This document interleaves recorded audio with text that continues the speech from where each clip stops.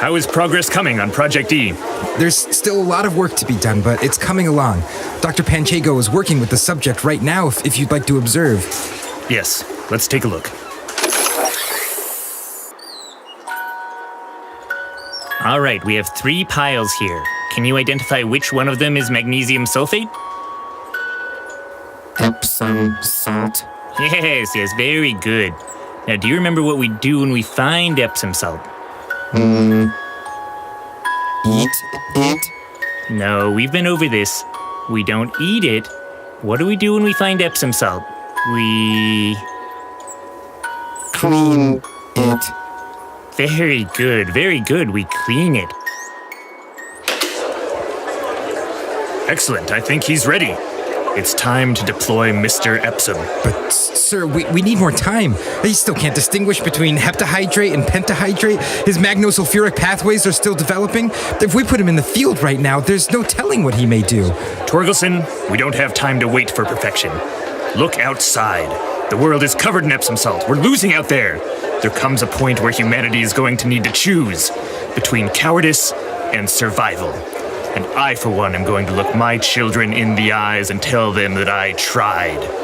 Deploy Mr. Epsom. Yes, sir.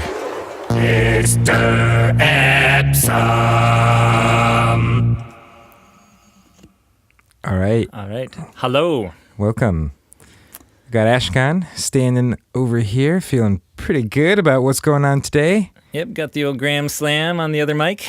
And, How's he feeling? Oh, feeling great. Great. Yeah. Good. Spectacular. Gravy. Got a good question today, too. Yeah. Okay. Any help developing plans for evacuation in case of a fire? Send out, salty, naked people don't react well in emergencies. Period. The second one was a very definitive statement.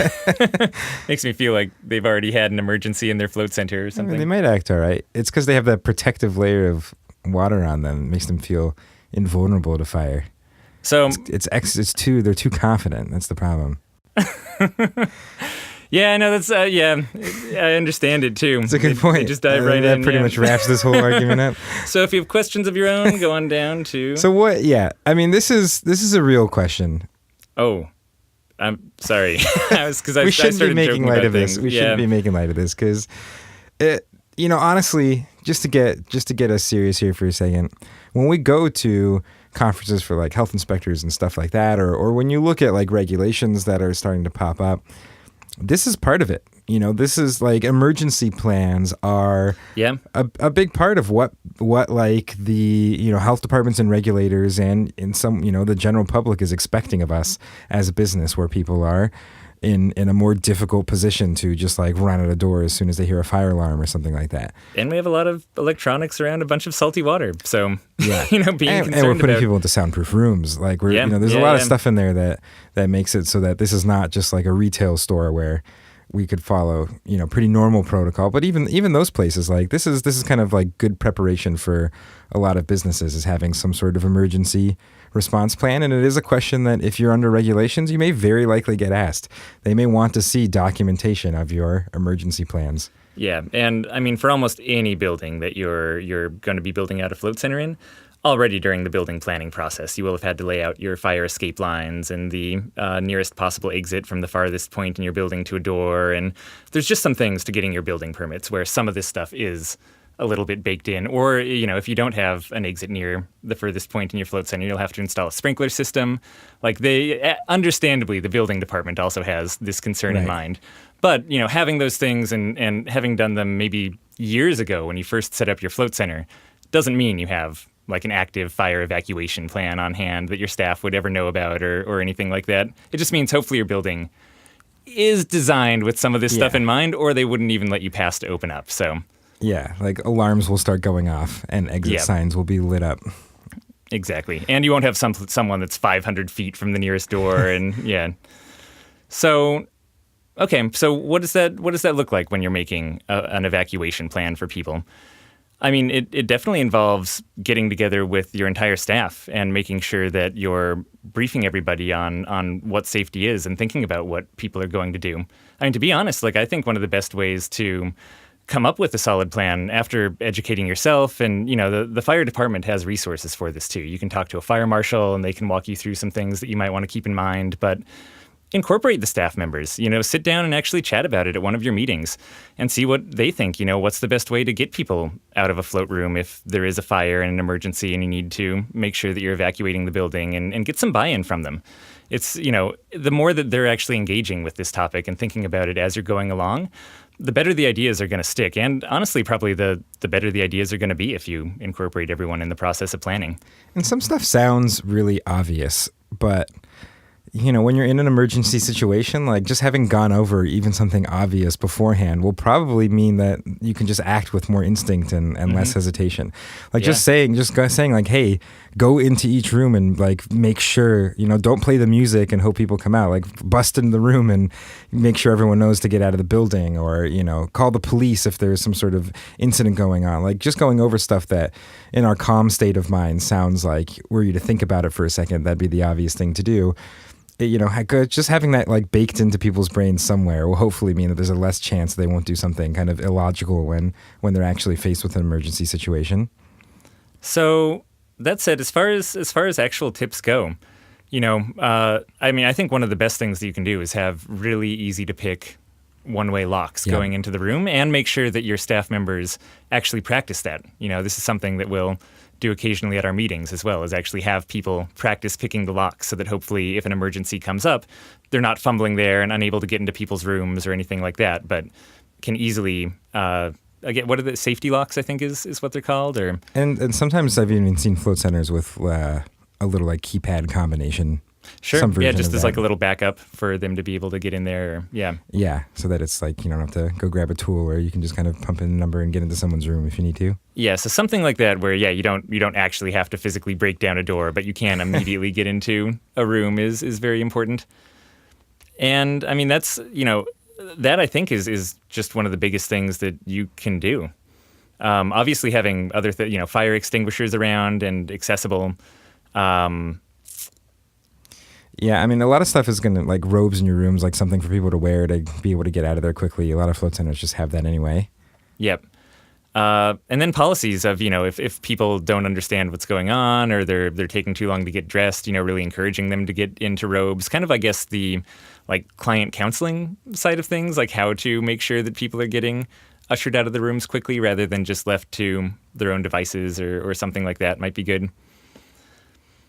Yeah, again, I mean, I guess it gets a lot more into details from there. The only really technical one that I can think of is the entryway to the door, and making sure that your staff has really easy access in there is kind of one of the essentials.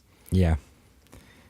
And I guess, I don't know, I mean, this kind of expands to other emergencies too. Like we just did a CPR training with all of our staff. Mm-hmm. Like just kind of training for a couple different facets of emergencies, whether it's some sort of natural disaster or some sort of medical condition or issue where you want to encourage people to like definitely call the police quickly, or be able to do some sort of preventative thing like CPR in the meantime, or even something as simple as a blackout. Like what do you do if your power goes out and people are in the float tanks? Like it's not as much of an emergency in terms of like you have to decide something in a split second, but it'd be nice to have a plan and not have to like at that moment start figuring out what to do. And like you can't play music for people and the lights wouldn't come on in the room and they can't even tell because it's already like a blackout in there in the float tank.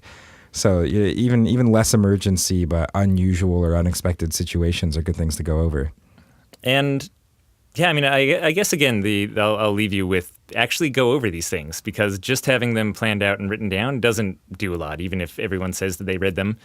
And similarly, actually having a good place where they are written down for access is really nice. In our helm for Float On, we have an emergencies section in our guidebook.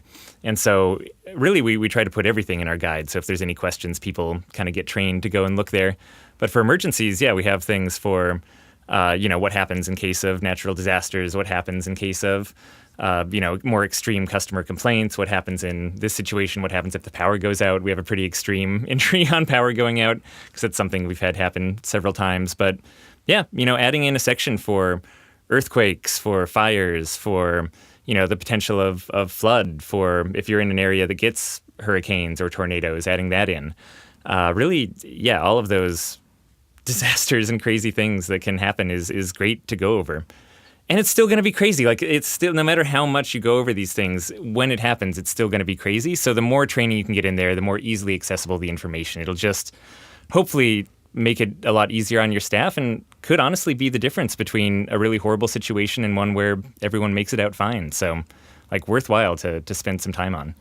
I think there's even something like, here in the U.S., if you have more than 15 employees or something, OSHA wants you to have a safety committee. Right. Yeah. Something like that. The exact numbers I said might be approximations, but somewhere at like just above the scale of kind of very small business here in the United States, like there's actually some sort of a requirement to have a safety committee, and some people just kind of talking about safety protocol in your business. So we have a safety committee, which it's cool. Glad we do. So that's it. Again, do your planning. There are great resources out there for other fire evacuation codes. And other than getting a bunch of salty people out of their float tanks quickly and without panic, there's not too much that's different in our business from those other businesses. Anything else you got? Yeah, that sounds good.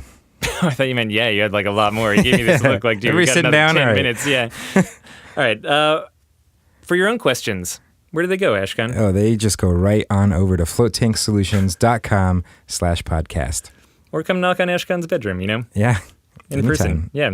We'll spend even more time answering them. We'll put the secret knock into the show notes for all of you, so I'll know that it's you. All right. Thanks, everyone. Bye.